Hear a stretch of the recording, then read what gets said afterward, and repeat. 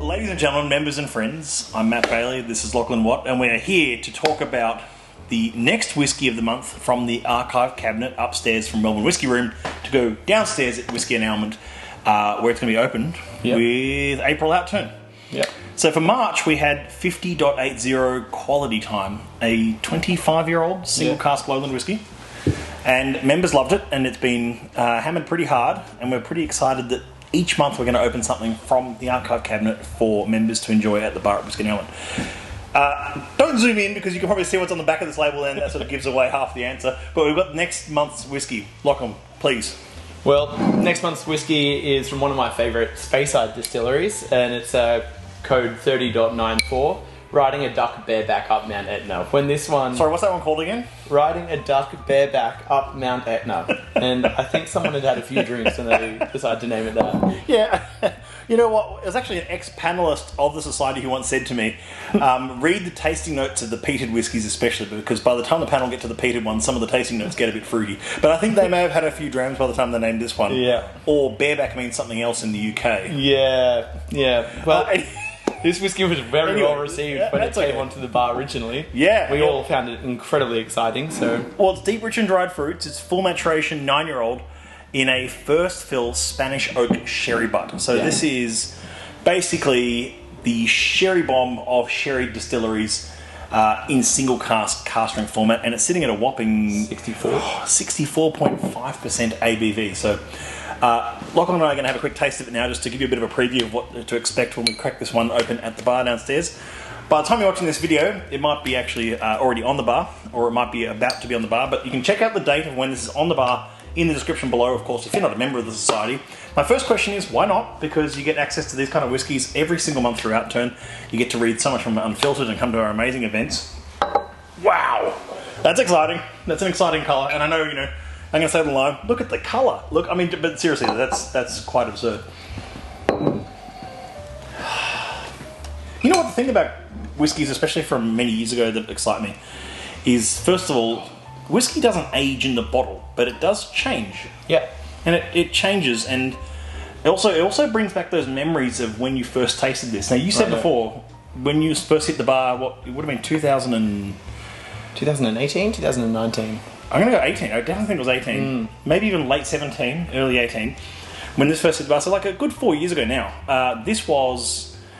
you said the bar team loved it, and it was just like one of those whiskies you go like, it's going to get absolutely demolished on the bar. We were absolutely obsessed. It didn't last that long at all. So. No.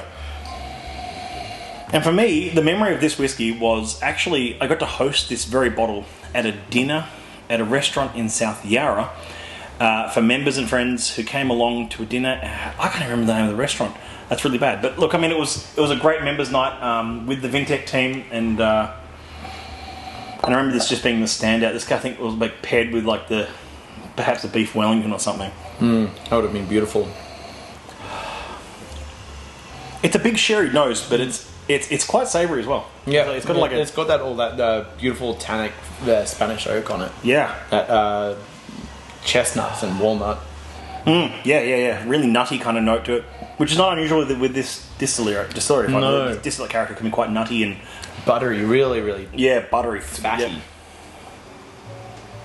Yeah.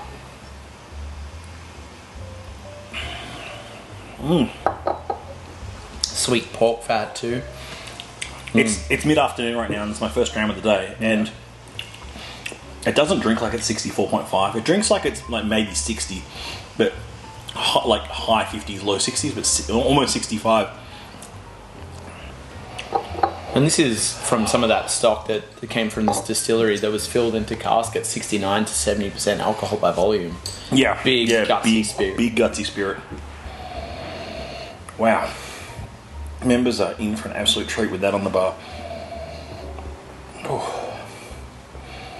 So along with April Outturn, selections from April Outturn, there'll also be Cask 30.94, Riding a Duck Bareback Up Mount Etna.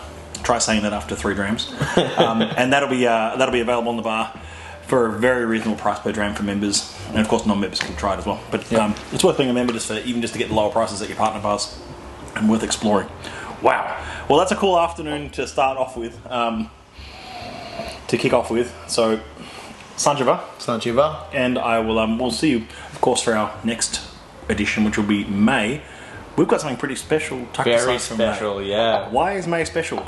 Well, I believe all of your festival releases are being released for the Highland Malt Festival, Spirit of Speyside, Campbelltown Malts, and Fayish.